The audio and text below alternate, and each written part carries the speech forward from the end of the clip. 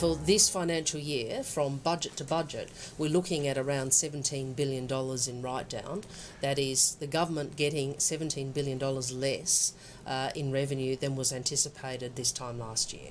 Every other day now, the government is further estimating the extent of revenue losses, and every other day the government is rewriting commitments that were cast in stone just a few weeks or months ago. We had the Treasurer Wayne Swan telling us hundreds of times that the budget was going to be in surplus in the middle of this year, and now we see this huge black hole potentially in front of the government.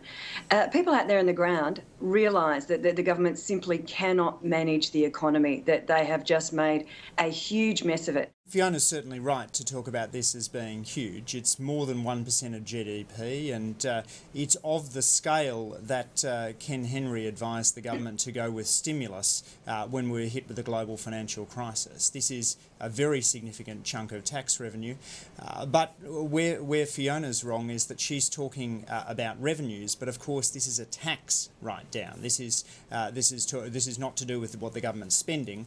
This is to do with the amount of tax revenue that's coming in. It is the high dollar and also the terms of trade coming off, so the prices of the things that Australia sells to the rest of the world are less. The combination of those two factors and competitiveness in the domestic economy has meant business is getting less profit. We've had to make a difficult but responsible decision to not proceed with the boost to the family tax benefits that was due to start later this year.